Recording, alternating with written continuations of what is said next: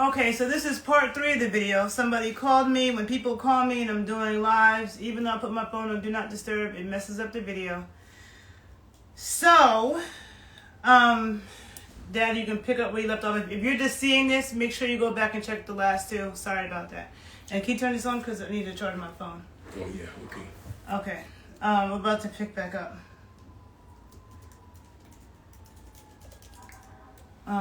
Okay, go ahead. Well, what I said was, I pulled my guns up on these guys after they made this racist statement. And I was stopped from shooting them by Lieutenant Delacioni, and him and Captain Kaufman. Both had problems with these Southern rednecks, and so they didn't court-martial me. But they did take away my guns. I was never allowed to have any guns again, And in the meantime, I became like the head of the goon platoon.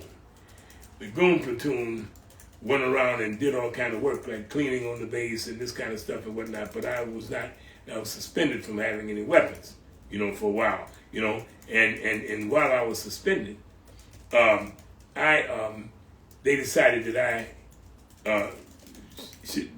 somebody decided that I needed counseling. So this is how they were going to do this in lieu of, instead of court-martialing me, they were going to send me to counseling and whatnot. So I go, they sent me to the base chaplain, whom I was already an atheist. And then seeing this guy associated with something like the Strategic Air Command, whose role was to set the world on fire. That's the devil's business. That's not Jesus' business. So when I met with him, I told him that. I told him I thought he was a hypocrite, whatnot. And after he got through talking to me, once, in one session, he told him there was nothing he could do for me instead of saying that I needed some sessions with the base psychiatrist. So they sent me to the base psychiatrist. And the base psychiatrist, after our first discussion, he pulled out a bottle of wine, and we started having a sip. He said, "Well, Benjamin, I can see what the problem is with you." Well, first of all, he was an atheist like me, and there wasn't many atheists around that he could talk to. He said, "I see what the problem is with you." He said, "These clowns are trying to make a plow horse out of a thoroughbred." He said, "The problem with these guys, he's too smart to be around these guys, And so when I used to go over there, we used to just drink wine and have, philosophical conversations.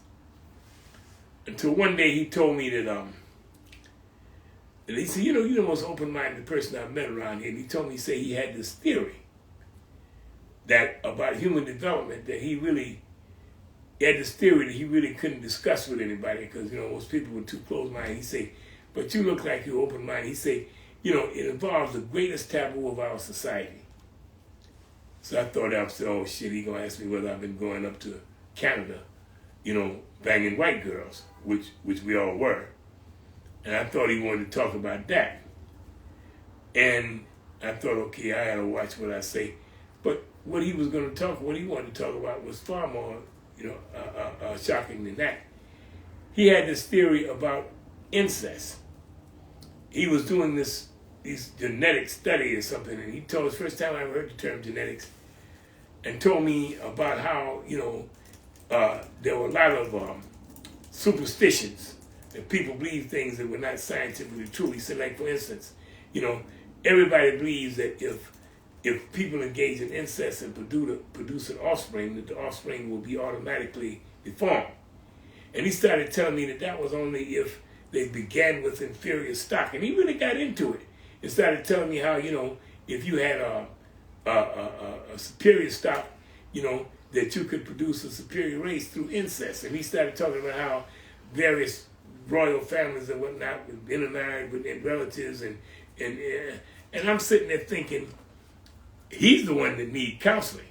But he was the last friend I had there, so I just sat and listened respectfully, But he told me this incredible theory he had about producing a superior race through incest.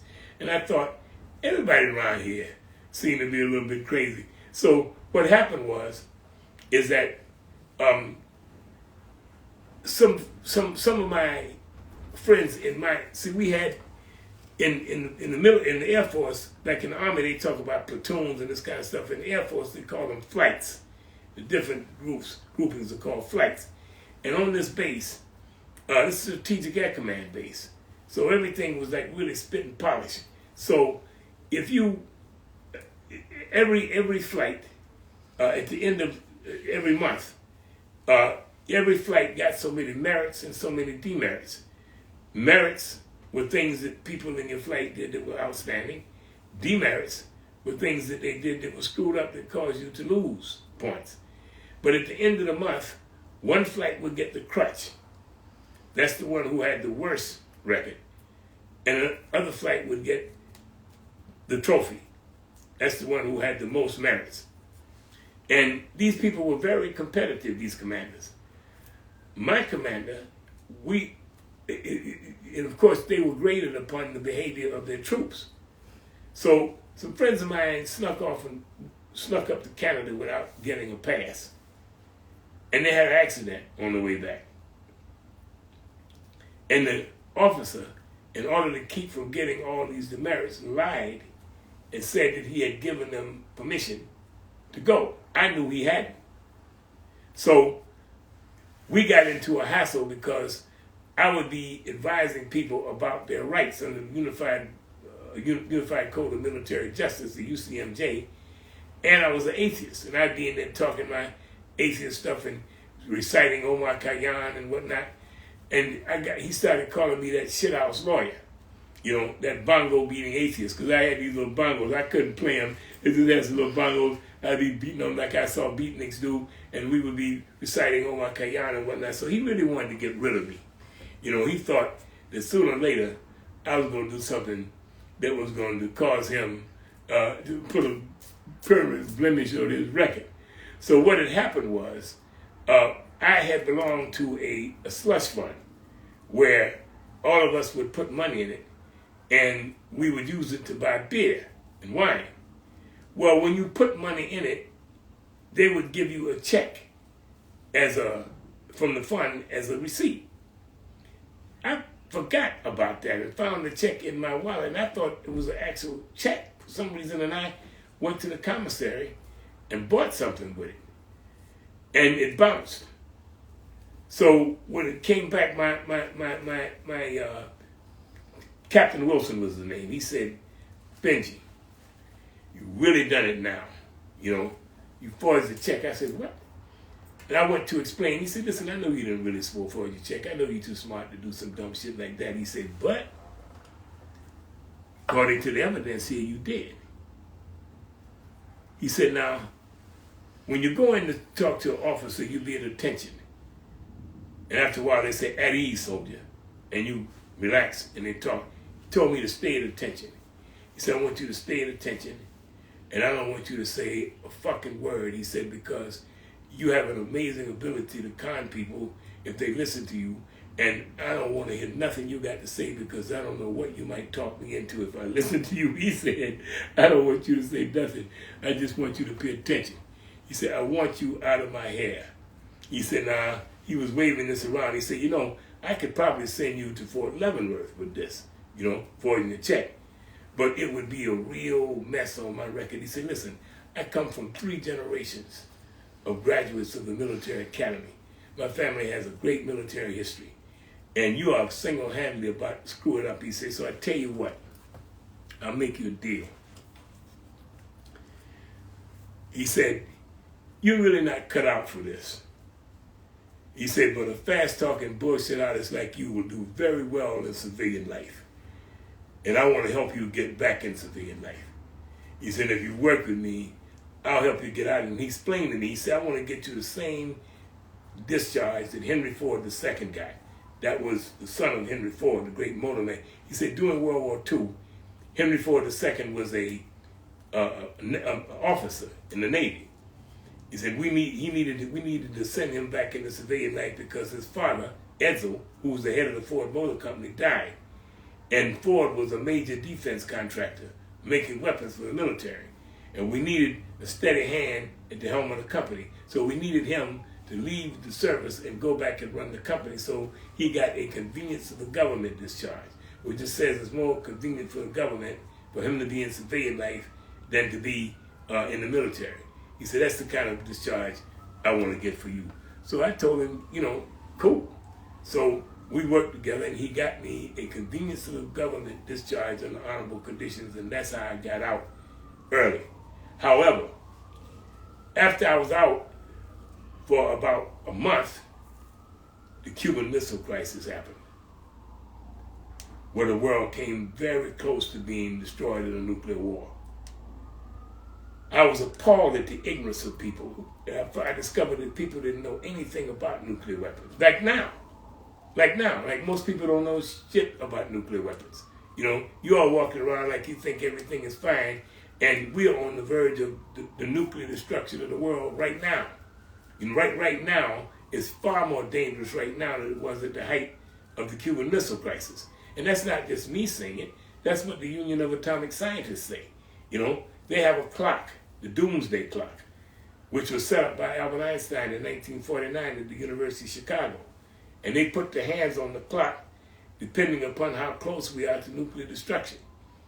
At the height of the Cuban Missile Crisis, when everybody admits that the world came very close to destruction, the hands were set at 7 minutes to midnight. Right now, they're set at 100 seconds to midnight. That's how much more dangerous it is right now. But the reason people don't recognize how dangerous it is for two reasons. One, you got this fool, Biden, going around acting like everything is, he got everything under control. You understand what I'm saying? When that's just nonsense, and we can't see the danger. Like in the Cuban Missile Crisis, a Russian fleet was going toward Cuba, steaming toward Cuba. Kennedy had ordered the American Navy to intercept them on the high seas. If the Russian Navy had kept steaming toward Cuba, that would have begun the beginning of a nuclear war. The Russians had missiles on the ground in Cuba. The Russian commanders in Cuba had the right to decide whether to fire them. We had nuclear missiles in Turkey. But all of us had these strategic nuclear weapons. It came very close to destroying the world. But we are closer to it now. Even closer. But anyway, that experience, the Cuban Missile Crisis, happened right after I came out the service, about a month. And then there was a movie that came out called Dr. Strangelove, which was very, very frightening. It was a movie about an accidental nuclear war. And the thing that was so frightening about it is that the general who starts this nuclear war was actually based on the general who was the commander of the Strategic Air Command that I had just come out of. So here I am, after just about a month or so in civilian life, I'm looking at the possibility of destruction of the world. So at first, I had the first thing I wanted to do, and I started immediately when I got out, because I had a year's unemployment I could collect. I would come up to, the first thing I wanted to do was come up to the Schomburg collection and check J.A. Rogers' notes from all those books to see if all of these things, this black history, if his footnotes and stuff checked out. And so I spent days, in the Schomburg. I used to come up here, stay with my uncle in Brooklyn, and just spend days and days in the Schomburg collection. And I met Mr. Ernest Kaiser, who was a director there, and he began to help me, to find things I was looking for and help me go through, and so I would be up here, studying all the time. And then the Cuban Missile Crisis happened. And really, really shook me up. And I thought, that it's not going to be long before these maniacs blow up the world. So I just wanted to have fun. I just thought, I'd like to, my ambition was to own a bar. I wanted to own a bar, and get me an Eldorado and just party till the big boom. However, when I went to my uncles, who were businessmen and had a trucking company, and told them what I wanted to do, they told me, they said, boy, we ain't giving you no money to open no beer garden. We don't know nothing about running no bar, and you don't either, But if you want to come in the trucking business with us, you can come in with us and we'll help you in there. And, but so I thought, how can I get somebody to back me? How can I get this money? Well, I got a job in a pawn shop. I was making $41.84 a week, and I was working 6 days a week, 12 hours on Fridays and Saturdays. And I just really wanted to get out of there. So I became a merchant seaman. I went to sea. First trip I made to sea, the ship almost sank, and that was the end of that for me. I've never been on nothing but the Staten Island ferry ever since then. I thought if I ever get on dry land again, that'll be it. So I thought, okay, how can I get this money? And I looked around, and my uncles had a group of rich friends, and they were all Republicans, and they had a youth group called the West Philadelphia Young Republicans League, and I joined it, hoping to get next to these people and convince them to back me in a bar. I didn't know nothing about Republicans. I didn't care. I was just hustling. But this group came and opened a center around the corner from us, and the name was the Nation of Islam. And I didn't really know anything about them. In the meantime, I'm constantly studying. I'm at the Philadelphia Public Library. Everywhere. I'm following these. I'm creating these copious notes. I'm just obsessed with studying Black history. I'm reading all this stuff, and it was a pleasure for me.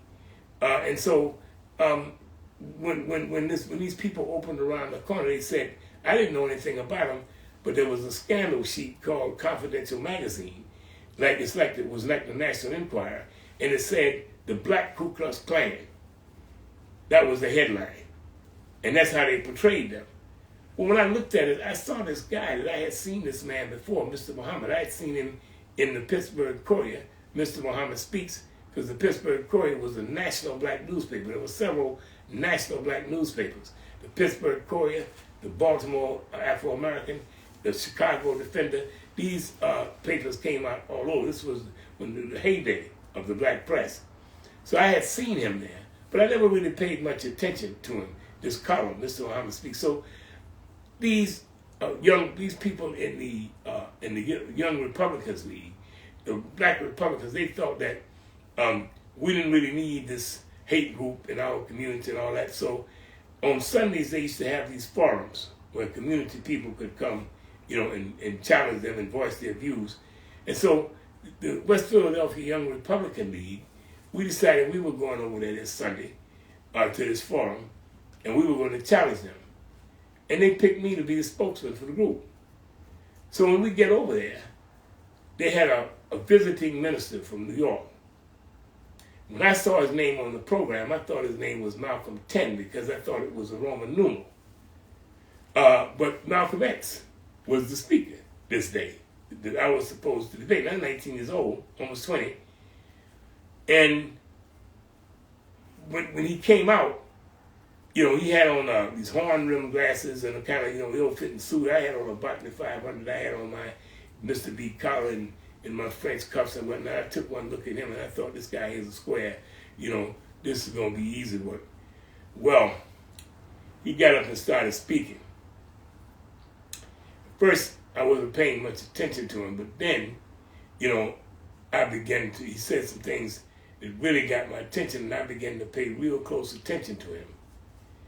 And it was the most remarkable. First of all, I kept thinking that the white folks was going to, any minute, the police was going to kick the door down and drag us all out of there because he was calling the white man the devil and whatnot. I had never heard anybody talk like that, and certainly not in public, period. And so I'm thinking, but I thought it was a good idea. Even though I was an atheist, I thought, that's a good idea. That's a good idea to call the white man the devil because, black people had all these pictures of this white Jesus and whatnot, and I said, no, I thought it was a great idea to call the white man the devil. So I started listening. Well, it was, like a baptism by fire, closest thing I had to a religious experience. And when he got through, he said, everybody who think I told the truth, if you're man enough, stand up. Stand up. So I jumped up out of my seat just to stand up, like sort of to bear witness that, I agreed. And this brother from the FOI, Brother Sterling, muscular, broad, bald head, muscular guy. He grabbed me by the shoulder. He said, "Sit down, young brother. Your time is coming."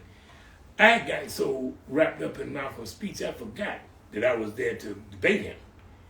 And when he said, "Your time is coming," I was terrified, you know. So when they called on me, I just got up and said, I just want to say, all I want to say is, I agree with everything the minister said, and sat down.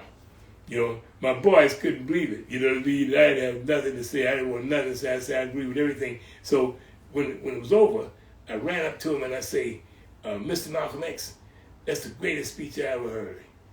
And he turned around, he looked at me, he flashed that smile of his. He said, "Oh, young brother, don't hand me that jive." And he slapped me 5. And I thought, what kind of guy is this? Before that day, I thought Miles Davis, the great jazz trumpeter, was the coolest person in the world.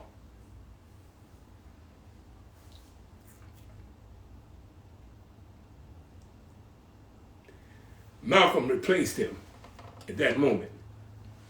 I became a real fan of Malcolm X. And it was a few months after that, I used to call up to this radio program. It's called The Listening Post. It was produced by the legendary Judge Joe Rainey in Philadelphia. If you read the autobiography, if you read the Dr. Manning Marable's great biography of Malcolm X, A Life of Reinvention, you'll see that he constantly refers to Malcolm being on this program. He calls it the Joe Rainey Show. Joe Rainey was the producer and host, but the name of the show really was The Listening Post. But it was one of the pioneers in progressive talk radio, period. You know, I mean, all of the progressive black people listen, progressive white people listen, you know, and had a tremendous audience. I used to call up and I would drop facts that I was learning from my research. You know, I would call up and people would be talking, I would be dropping facts, historical facts. So people, and I would tell people where they could find the information, because I've discovered that the Philadelphia Public Library was a great library. And a lot of the stuff that I was finding, you could also be found in the Philadelphia Public Library. Even though a lot of books were down on the stacks with dust on them and whatnot, but they were there. So I would tell people, you know, you can find this information here and there's such and tell them where to go in the library. Well, this was a highly intelligent audience. It was an audience that of people who were progressive activists, and people began to go and check out what I was saying. And so then they began to call the station and say, you know, listen, you know, we went to, at the time I was using a fake name, because this is 1962, you know, and wasn't nobody really saying a lot of the kind of stuff I was saying. So I was using a fake name, Ellis Smith. And people began to call the show and say, you know, I went and checked out what this Mr. Smith saying. He know what he's talking about, you know. If you go down there, you see, you know, he's right about this stuff. So one night I was listening and Mr. Rainey said, Ellis Smith, if you're listening, call me at this number when at the end of the program. He said, because I got all these people who are writing me and calling me, they want me to bring you on the show. So give me a call. So at the end of the show, I called him. And he made an appointment for me to come out to the radio station to meet with him.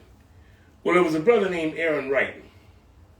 If you look at the COINTELPRO papers on Malcolm X, you will see Brother Aaron Wright's name all through it. Aaron Wright was very close to Malcolm X. You know, he was the closest person to Malcolm in Philadelphia. And Aaron was a ghetto star. You know, he was a businessman and whatnot, but he had but the centerpiece, he had owned properties and what have you, but he owned the barbershop, you know, and he used to cut certain people's hair by appointment, you know, and then we go out and take care of his other business. He was my barber. He was one of the few people who knew my real identity, who knew who I was on the radio when I would be calling in. So he was listening when Joe Rainey invited me to come out there. So he called me up. He said, man, you know, you're going to get on the show. So Aaron always kept a new Cadillac. He said, come on, man, I'll drive you out there. When you want to go, tell me when, I'll drive you out there. So he drove me out there. It's on Monument Road out there in Philadelphia, near City Line Avenue. I was 19. I was close to my 20th birthday. I was 19. And we went out there, and Aaron was about 35. And when we walked in there, Mr. Rainey, and they told Mr. Rainey that, you know, that yeah, I was out there and whatnot. So when he came out, Aaron had all, you know, the bow tie and stuff, you know, the way the Nation of Islam dressed. Mr. Rainey ran right over to him and embraced him. And so Aaron said, listen, I'm the wrong guy. You know, you don't want me. That's the guy you want over there. That's your man. And Joe Rainey, he was smoking a cigar. I'll never forget it. He turned around and he said, him? He said, yeah, him.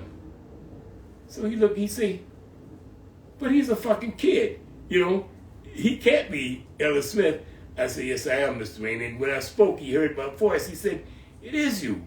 You know, it's your voice. He said, and then he looked again. He said, but you're a fucking kid. You know? So he said, well, come to the office. So I went to his office. So he said to me, he said, you know, he showed me the letters he was getting from people, you know, telling them, you know, to get me on the show. So he said, let me ask you something. Do you actually know enough about the stuff you're talking about to do a 2-hour show, 3-hour show? Because it was an hour lecture and 2 hours questions and answers. And this was commercial radio. This was a commercial radio station. I told him, it used to come on in the evening at night. I told him, I said, when I think about this now, I wonder where I got the nerve from, except I had been doing all this study, you know? So I said, I know enough about what I'm talking about to come on for 2 years. 3 years, 2 hours, 3 hours. I know enough about what I'm talking about to come on for 3 years. He said, you do, huh? He said, okay, we're going to see. I'm going to put you on the air. And so I had to fill out this form. And he saw, I said, well, first of all, you know, my name is not really Ellis Smith.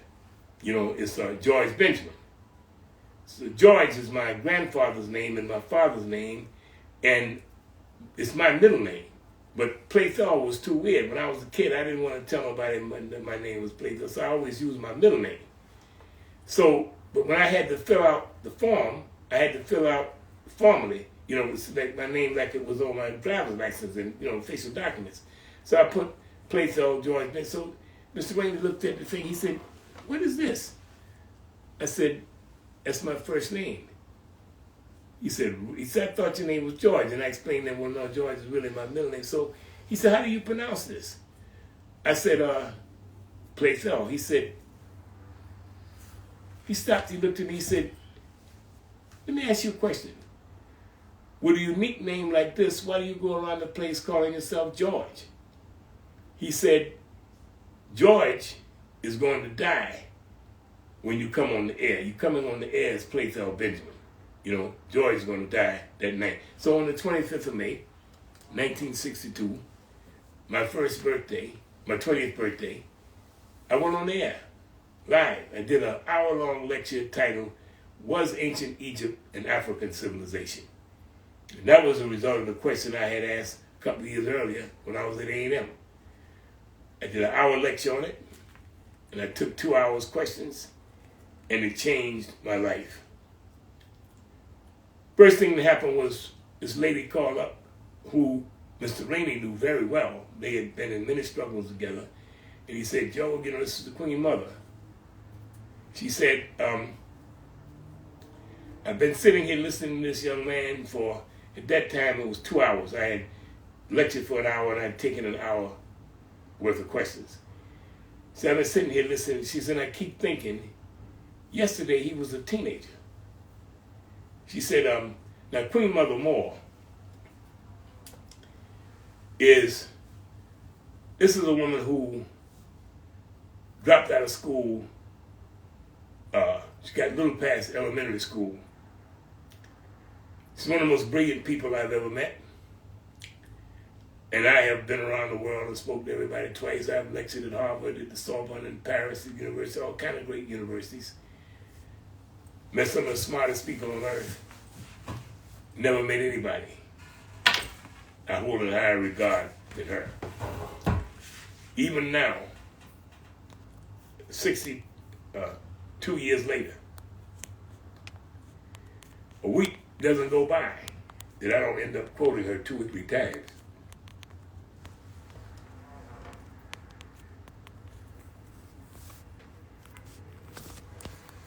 She was Gerald Horne,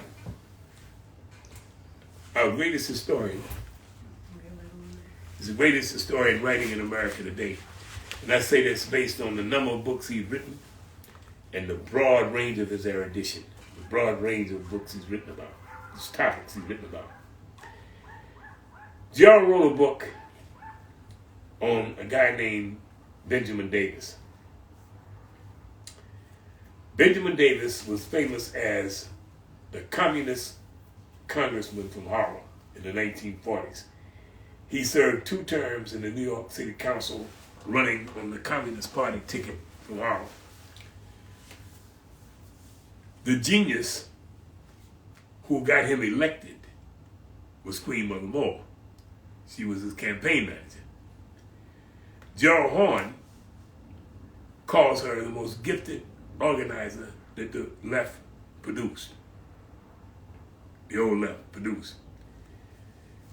So she thought like an organizer. Everything that she did was have an objective. One of the things I learned from her early on. She called up, she said, do you think, Joe, do you think it's an accident that this kid, should show up right at the time when our people are in revolt all over the world? This kid should show up dropping this kind of knowledge on us. Yesterday, he was a teenager. When she got through talking, she had convinced them that I was the chosen one. And she convinced the station to set up a fund to raise $300,000 and give it to me so that I could travel all over the black. She said, I want him he needs the leisure to travel all over the black world and come back and tell us what he's observed, because I trust what he have to say way more than these chicken-eating preachers and all these people is going around there. We should send him around the world and have him come back and report to us. She talked them into doing it. They were going to set up the fund. But I come from a family that says every tub must stand on its own bottom. The family that I came from, to accept public charity was a disgrace. The idea of people begging for money from me on the radio was, to me, it was a scandalous idea. Even now, I can't raise money for myself. But the thing is that wasn't a situation where it's like somebody's raising money for you to pay your bills, or I know that I didn't. No. But I'm saying, but that was a situation where somebody wanted you to go do work. Let me tell you something. If anybody offered me that today, I would take it faster than a Lone Ranger could draw his gun. Mm-hmm. I'm talking about the person I was then. No, I know. I'm just explaining. And how I viewed it then. Because Queen Mother, she tried to explain it to me. Because what happened was, she told me she told me to call her. She told me I'm going to leave my number, with secretary, and I want you to call me when you get off the show. I want you to call me. I thought she was the most remarkable person. I'd never heard, anything like that. I never heard about it. So I did call her. And she invited me to her house. She lived at 34th and Wyalusing, what we used to call the bottom in Philadelphia. She had a house right on that corner. And she had a wonderful library in it. And the day I went over there, I had on fatigues, like Castro, and I'd grown a beard, and I still didn't really know what the Cuban Revolution was about. But I knew that these crackers were scared to death of him, and it made him a hero to me. So I was confused. I didn't really know, what I was doing, but I knew that I was a foe of the racist system in this country. I was just, I was like what they used to call on a freedom high, ready to die. And that's what I told Queen Mother when I met her. I went to her house, and she had this big wooden chair. And she told me she set me in it. She gave me this silver goblet with wine, and she told me I was a prince of the nation. that I had a role to play, in the liberation of our people. And she asked me, she said, well, now, you're obviously a brilliant young man. You've studied a lot, on your own. She said, it's very impressive, but what do you plan to do? What are your plans? So I looked at her, I said, I'm ready to die for my people. Well, usually, when you say that to somebody, they would be really impressed, Queen Mother looked at me. She was like, she say, so, you ready to die, huh? She say, that's your plan? You gonna die for your people? She said, well, if you just want to die, then there ain't no reason for us to have no further conversation, because that's easy. She said, if you want to die, the white man will definitely kill you. She said, our whole history shows that the white man will gladly kill you, especially young black men like you. So if that's your plan, we might as well just sip a little wine and go our different ways. She said, well, let me ask you a question. She said, don't you think anything worth dying for is much more worth living for? I had never really thought about it, And so I said, yes. She said, well, then why are you talking about dying? She said, let's forget about dying. Let's talk about how we're going to live and how we're going to win. It was my first encounter with her, And she had at the time, she had an organization called the Universal Association of Ethiopian Women. And she had named one of the women Makeda, in the group. They were wearing saris and whatnot. And these two beautiful women, one of them was very light-skinned and one was very dark. And they were, they were women like in their 30s, what people would call MILF now, And she said, this is the young man we were listening to, the other night. And they were all sitting there, and they were also admiring. I felt like I was in the Arabian Nights or somewhere, And she told me, she said, what we have to do, we have a protracted struggle ahead of us. She said, and the first thing that you've got to do, if you want to live and you want to win, is you have got to understand how the capitalist system works and understand the relationship of forces in the world. So you understand where our allies are, who is with us in this struggle, because we're not alone. And she gave me a book, Fundamentals of Marxism-Leninism. She said, if you want to understand capitalism and imperialism, you've got to study Marx and Lenin. She said, but now I want you to listen to me very carefully. I want you to get this. I don't want this to get you. And I want you coming here telling me that you're a Marxist, all right? Because Marx didn't have all the answers to our problems. We have problems that Marx never dreamed of. But in terms of understanding capitalism and imperialism, you cannot have a better start than to study Marx, and Lenin. And so she introduced me, to radical politics, to revolutionary theory, I became her pupil. Now, Queen Mother was a very, very remarkable figure because, for one thing, the Black radical movement was a very male chauvinistic movement. It was among other things, about the restoration of black manhood. But Queen Mother Moore, she commanded respect from everybody. Now here's something that people don't know. When Malcolm X left the Nation of Islam, the first name for his organization was Muslim Mosque Incorporated. Suddenly he changed to the OAAU, the Organization of Afro-American Unity. That was the result of Queen Mother. When Queen Mother would talk and Malcolm was in the room, he'd shut up like everybody else. She was a master teacher. She was just nobody. When she talked, everybody was quiet. How do I know that Malcolm got this from her? Because I was at the meeting.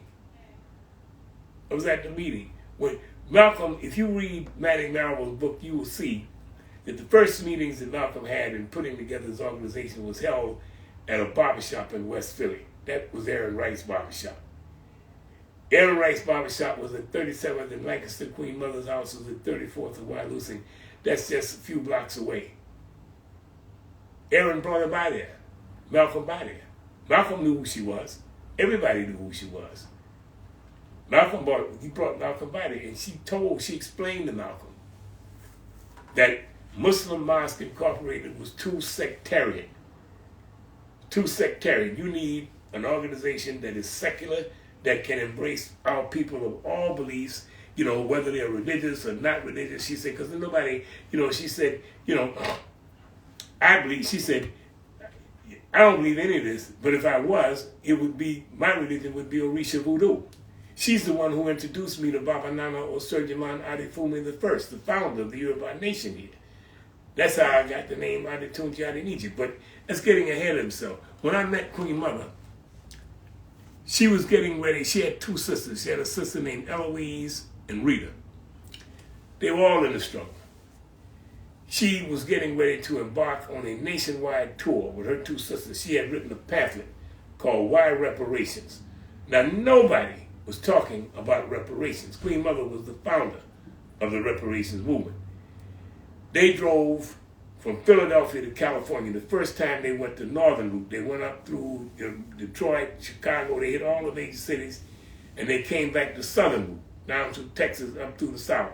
Hit all the major cities and met with the leaders in these communities to try to get them to agree to file a reparations suit against the United States government, because she was convinced that the statute of limitations would run out on January 1st, 1963. It's the first time I ever heard anybody talk about reparations, was her. When I met Queen Mother, she was married to a Puerto Rican nationalist, Jose Cuevas. He was down with Albizu Campos and the great Lolita LeBron. In fact, her and Lolita LeBron were comrades. It's the first time I knew anything about Puerto Ricans and about Puerto Rican nationalists. And Lolita LeBron, I only heard about her from you. Well, have you read my pieces on her? No. Well, you should read my piece on her because, when she died, Lolita LeBron was you're talking about a great lady. First of all, Lolita LeBron was a great beauty, but she was a dedicated revolutionary. She led a group of gunmen that shot up the House of Representatives in 1954. They went in there and shot it up. She was the leader of the group. You understand? Now, she spent all those years in prison, and she got out and she died. But when she died, they had a big ceremony for her at this church of the Progressive Puerto Ricans in the Bronx. Now, I had written a piece on her, and then put it back up online. It was online. And when I went to the ceremony, it's one of the great honors of my life. When I got there, I was coming out and I ran into this lawyer. The guy, at the time I had a radio show on WBI, and he used to listen to me all the time, as did a lot of other people there. And he said to me, "Oh, you play South Benjamin." He said, "I just got through reading your eulogy to Donna Lolita." And I thought he had read it online because it was published on the Black World Today. That's when, we had this international black magazine, the Black World Today, that was edited by the great Herb Boyd and Don Rojas. So I thought he had read it there. He said, no. He said, it's printed on the program of the event. Excerpts from my piece were printed on the program at the memorial. I was astonished when he showed me the program, and I saw excerpts of my piece. So when I went in, I was in there, and they said the pastor was a woman, who was officiating. She said, "I've been told that the person who wrote this marvelous tribute to Lolita, Donna Lolita, is here in the church," and she asked me to stand, and they insisted that I speak. Is your laptop still on? One of the great moments of my life. But Queen Mother first told me about her because she was married to a Puerto Rican nationalist, and here's how it happened, how she got married him. she used to go. She was from Louisiana, you know, and she used to go down to stay in New Orleans. She was staying in New Orleans for a while, and her and her sisters used to take home cooked food to black men into the prison down there. And she said she went out there once and somebody said, you know, there's a colored man down there on this cell block down there, and don't nobody ever come to visit him, you know, and you know he doesn't speak English too well. So she went down there to visit him. And of course, you know, in New Orleans, he looked like a lot of them. You know, Queen Mother was a Creole. You know, she looked like a lot of could have been in her family. And so she went down there, and she met him, and she saw who he was and whatnot. So she started, when she would come, they would come and bring food to the prisoner, she would bring him food. So one time she came, and the warden, they told her the warden wanted to see her in his office. So when she got there, Jose was there in the office, and the warden say, "I want to know what the connection is between you and this nigga woman." Jose broke the warden's fucking jaw. Broke his jaw. You call her a nigga, broke his jaw. You understand? Now they chained him and tortured him all that. She started a movement and eventually got him out of jail and married him. You understand? When I met her, you know, she was married to him, right? They eventually broke up with her.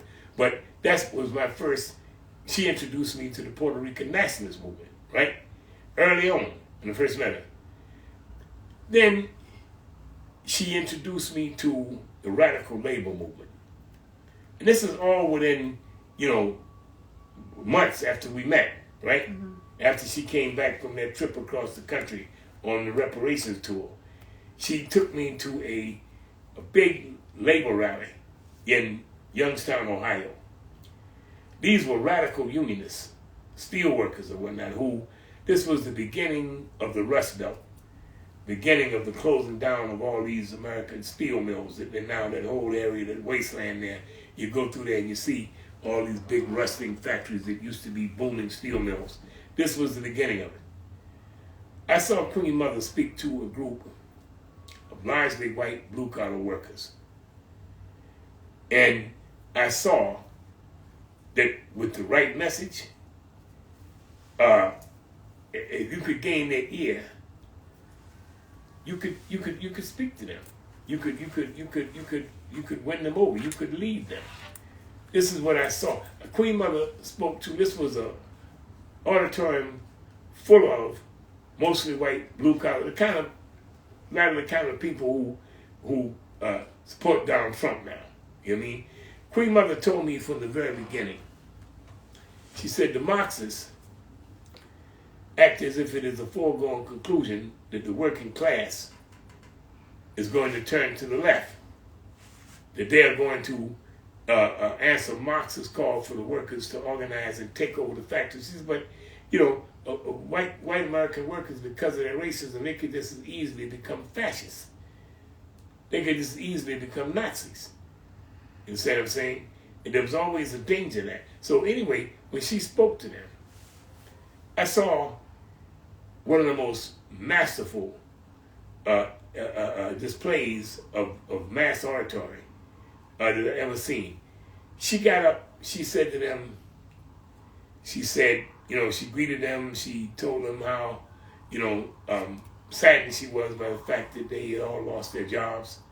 You know, this big steel mill had planned. We were in Youngstown, Ohio, same place that girl, what's her name, that was so close to Trump, that black girl, they had her falling out. What was her name? Omarosa? Omarosa, yes, that same place she's from, right? I didn't know she's from there. Yes. So I've never been to Youngstown, but I've heard it's depressing. It is depressing. But when I went there, it had been a prosperous community. It was just beginning to take the dive, like that whole Rust Belt area now, the beginning of it. This is 1962. Mm-hmm. You know, she said, Queen Mother said,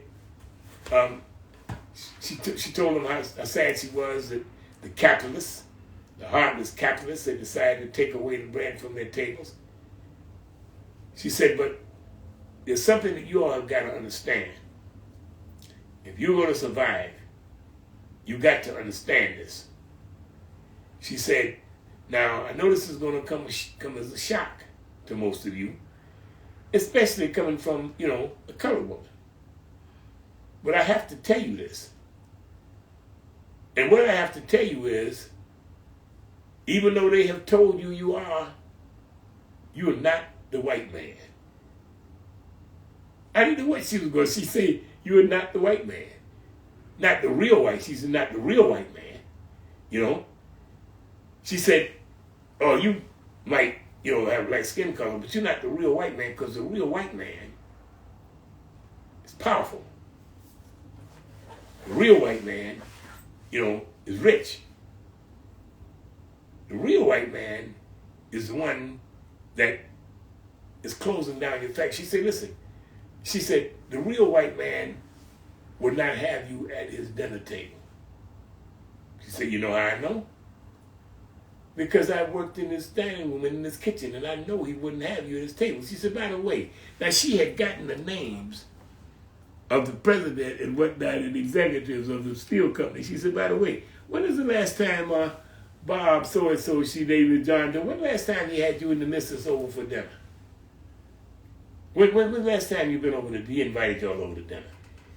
And I saw her capture this big auditorium full of these blue-collar white workers, capture them, and molded them in her hand as if they were putty.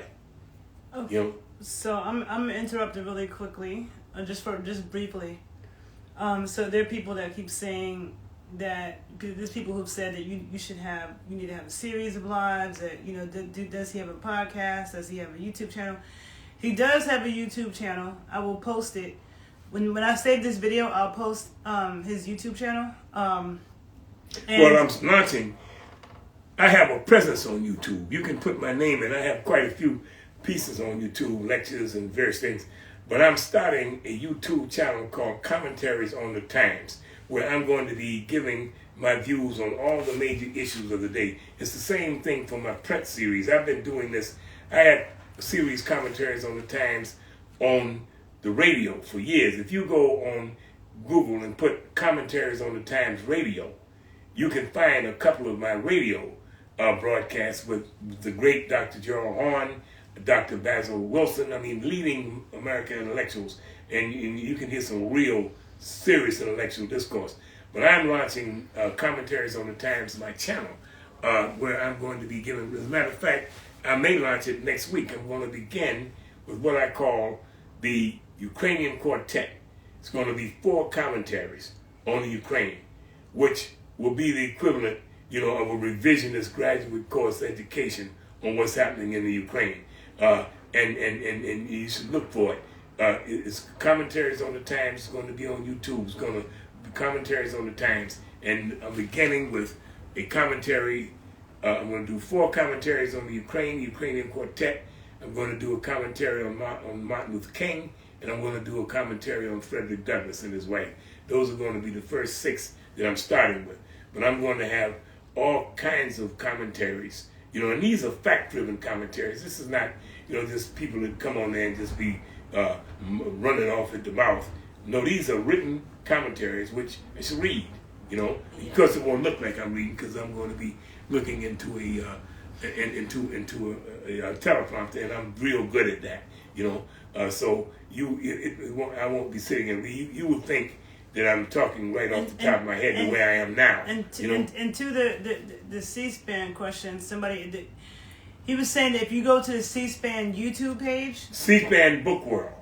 No. Go to C-SPAN Book World. Yeah, if you put that in YouTube and his name, you'll find it. C-SPAN Book World or American History TV, and put my name, Plathel Benjamin, and you'll get 2 videos that will come up. One is my recent lecture sponsored by the History Department at the University of Massachusetts, where I talk about the fact that there's a rising fascist movement and that we could be headed toward another civil war. And this is in a room full of historians who have expertise in the Civil War.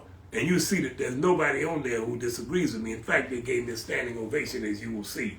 And there's another one, a much longer one, on Dr. William Edward Burghardt Du Bois, W.B. Du Bois, the greatest American social thinker of the 20th century, and the premier black activist and intellectual of the 20th Well, century. I would like to do a video about him and talk about him because I've seen a lot of younger black people act like Du Bois was a problem. And Well, they're idiots. You know they act like he was a snob, he was an elitist. That's nonsense. Yeah. That's nonsense. That's what I was telling you about the talented 10. But the thing is, all you got to do is just post my piece, when I wrote a book on Du Bois. That's why I'm on C-SPAN Book World, you know, and I discuss all these questions in the book, and I also discuss a lot of them in the lecture and the question and answer period which follow. You know, me and Stanley Crouch, you know, the late great Stanley Crouch, the MacArthur Genius Award winner. You know, we did this book together because you could see that there's 2 essays.